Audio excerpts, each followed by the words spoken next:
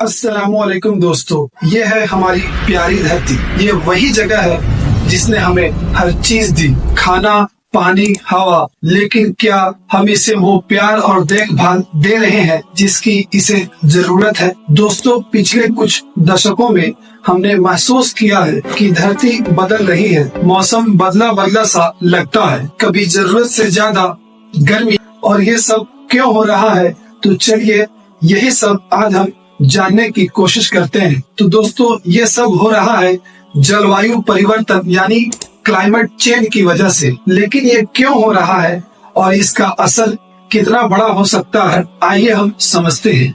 तो दोस्तों, पहले हम समझते हैं कि जलवायु परिवर्तन के बारे में इस्लाम में क्या सीख दी है। तो इसके बारे में हदीस में आता है, सही अल बुखारी किताब अल अदब में, कि हजरत अनस बिन मालिक रजी अल्लाह तआला अन्हा से रवायत है कि रसूल सल्लल्लाहु अलैहि वसल्लम ने फरमाया, अगर क़यामत आ जाए और तुम्हारे हाथ में एक पौधा हो तो वो अगर तुम उसे लगा सकते हो तो जरूर लगाओ। और दूसरी जगह सही अल बुखारी और मुस्लिम में भी रसूल सल्लल्लाहु अलैहि वसल्लम ने फरमाया, कोई भी मुस्लिम अगर एक पेड़ लगाता है या खेती करता है और उसमें से इंसान या जानवर या परिंदे कुछ खा लेते हैं तो यह उसके लिए सदका है, यानी नेकी है। यानी पेड़ लगाना इबादत है। पेड़ लगाना सिर्फ इंसानों के लिए नहीं बल्कि जानवरों और पर्यावरण की भलाई के लिए भी है। सदकाए जारिया एक ऐसा अमल है जो मरने के बाद भी सवाब देता है। प्राकृतिक की देखभाल इस्लाम पर्यावरण की और सुरक्षा और प्राकृतिक के साथ तालमेल बनाए रखने का जोर देता है। तो दोस्तों, अब देखते हैं कि इसकी साइंटिफिक रीजन क्या है और ये क्यों होता है।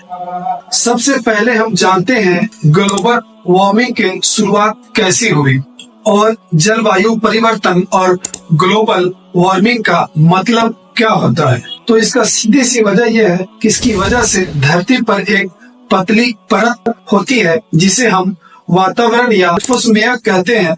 इसमें कई गैसें होती हैं जैसे ऑक्सीजन, नाइट्रोजन और कार्बन डाइऑक्साइड। और ये गैसें हमें सूरज की खतरनाक किरणों से बचाती भी है और धरती को रहने लायक बनाती है। लेकिन कुछ पिछले 100-150 सालों में इंसान ने धरती की प्राकृतिक संतुलन को बिगाड़ दिया है। हमने कोयला, तेल और गैस जैसे फ्यूल जलाने शुरू किए। इससे कार्बन डाइऑक्साइड यानी CO2, मीथेन और नाइट्रस ऑक्साइड जैसी ग्रीन हाउस गैसें बढ़ने लगी। और ये गैस क्या करती है? ये सूरज की गर्मी को धरती की वातावरण में फंसा देती है।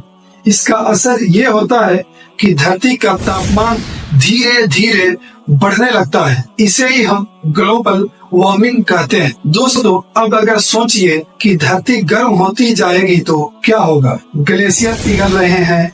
हिमालय, आर्कटिक और अंटार्कटिका में जो बर्फ की मोटी परतें हैं वो तेजी से पिघल रही है। इसका मतलब है कि समुद्र का पानी बढ़ रहा है। वैज्ञानिक बताते हैं कि अगले 50 से 100 सालों में मालदीव, मुंबई और कराची जैसे शहरों पर पानी का खतरा मंडरा रहा है। गर्मी के मौसम में हीट वेव्स जानलेवा होती जा रही है। बारिश इतनी ज्यादा हो रही है कि बाढ़ आ जाती है। कहीं सूखा तो कहीं भयानक खेत बंजर हो जाते हैं और इसका फसलों पर भी बहुत बुरा असर पड़ रहा है। अगर धरती गर्म होती रही तो गेहूं, चावल और दूसरी जरूरी फसलें उगना मुश्किल हो जाएगी। इसकी पूरी दुनिया में खाने की कमी हो सकती है। ग्लोबल वार्मिंग की वजह से प्राकृतिक आपदाओं की संख्या भी बढ़ती जा रही है। 2023 में हिमाचल प्रदेश और उत्तराखंड में भारी बारिश और भूस्खलन ने हजारों लोगों की जिंदगी तबाह कर दी। और दूसरा, ऑस्ट्रेलिया और कनाडा में जंगलों में लगी आग ने लाखों हेक्टेयर जमीन को राख बना दिया। और अफ्रीका के कई हिस्सों में बारिश नहीं हो रही है जिसकी करोड़ों लोग को पीने का पानी तक मुयस्सर नहीं हो रहा है। ये आपदाएं हमें चेतावनी दे रही है कि अगर हमने अभी कदम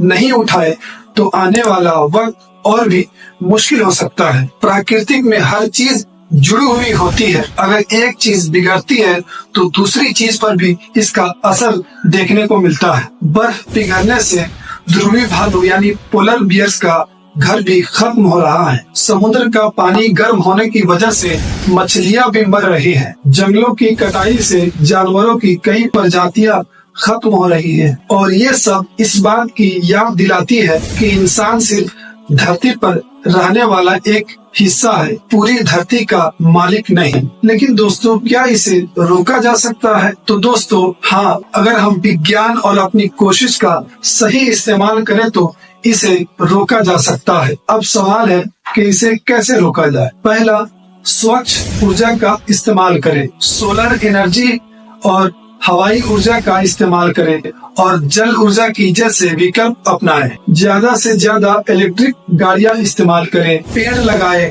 पेड़ क्या करती है? पेड़ कार्बन डाइऑक्साइड सोखती है और हवा को साफ करती है। अगर हर इंसान हर साल सिर्फ एक पेड़ लगाए तो हम बड़े बदलाव देख सकते हैं। और तीसरा, प्लास्टिक का इस्तेमाल कम करें।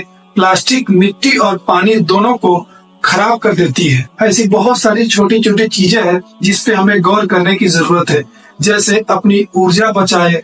छोटे कदम जैसे लाइट्स बंद करना और वॉशिंग मशीन का कम इस्तेमाल करना बड़ा असर डाल सकता है। रिसाइकलिंग को भी अपनाएं।